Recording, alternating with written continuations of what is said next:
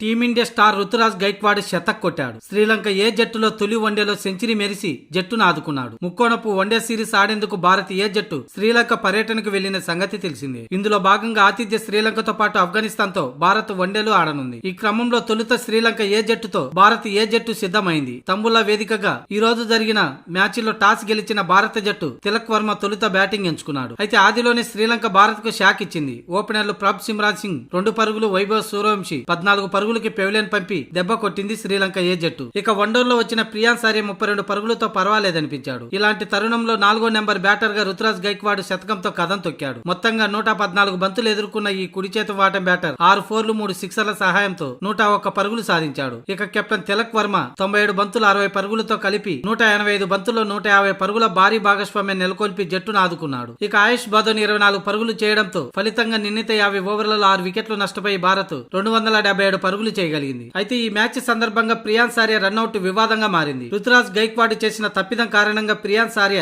Run out కావాల్సి వచ్చింది. రుతురాజ్ గైక్వాడ్ అదిరిపోయే షాట్ ఆడాడు. ఈ క్రమంలోనే రెండో పరుగు కోసం అత్యాశపడ్డాడు రుతురాజ్ గైక్వాడ్. అయితే మరో ఎండు వైపు ఉన్న ప్రియాన్స్ ఆర్యను చూసుకోకుండానే రెండో పరుగు కోసం పరిగెత్తాడు. ఈ క్రమంలో వికెట్ కీపర్ ఎండు వైపు ఇద్దరు బ్యాటర్లు వెళ్లిపోయారు. అయితే ప్రియాన్స్ ఆర్య కంటే ముందే రుతురాజ్ గైక్వాడ్ బ్యాట్ పెట్టడంతో థర్డ్ అంపైర్ వివాదాస్పద నిర్ణయం తీసుకున్నాడు. ఈ దెబ్బకు రుతురాజ్ కాకుండా ప్రియాన్స్ ఆర్య రన్అట్ కావాల్సి వచ్చింది. 32 బంతుల్లో 32 పరుగులు చేసి నిరాశగా పెవిలియన్ చేరాడు ప్రియాన్స్ ఆర్య.